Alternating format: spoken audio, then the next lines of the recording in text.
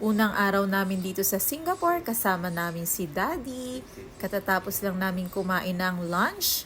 Halos 1 PM na kami kumain ng lunch kasi anong oras na kami natulog kagabi. Lagi namang late matulog. Wala namang bago dun. Pupunta kami sa salon. Papaayos namin yung buhok ni Madam Yuna. Kasi yung buhok ni Madam Yuna ay nagtitikwasan. Medyo malapit lang naman dito yung place na paggugupitan ni Yuna. So, ang kagandahan dito sa place na to, abot kamay mo lang yung pangarap. Charot!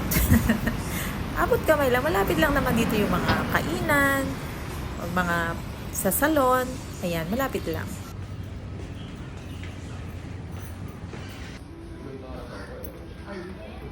So, galing na nga kami doon sa salon, kaya lang, medyo puno pa. So, babalik kami, mag-iikot-ikot muna kami. After 20 minutes, tatawagan na lang yung asawa ko kapag okay na.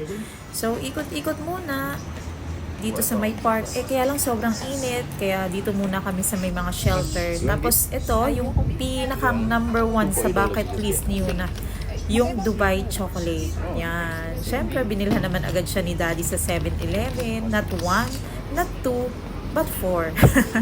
So, ayan, iikot na lang ulit kami. At eto na nga, it's time na para siya naman ang magupitan. Bale, ito yung second time na magugupitan siya dito sa Singapore. Pero, ito naman yung first time na magpapa-hair wash siya. So, ayan. Parang naninigas siya, no?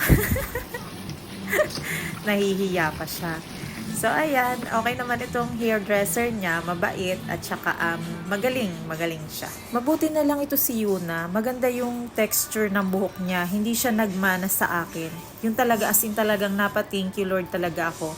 Simula nung lumaki na si Yuna at nakikita ko na maganda yung buhok niya at hindi nagkukulot.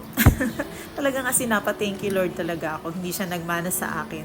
Ako kasi, nung bata pa ako, maganda pa naman yung buhok ko. Nagsimula lang siyang naging kinky nung siguro grade 1 or grade 2 na yata ako. Kasi may mga picture ako noon na straight pa naman yung buhok ko.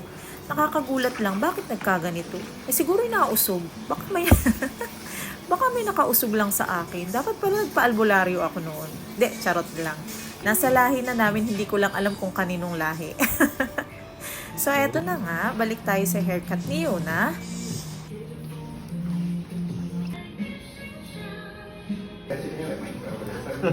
So, nakakatuwa itong nagugupit kay Yuna kasi from time to time nag-update siya, ine-explain niya yung ganito, ganyan, ganito.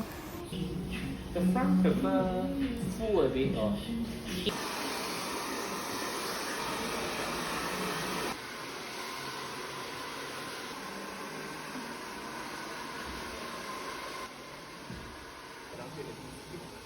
okay, then cut the front.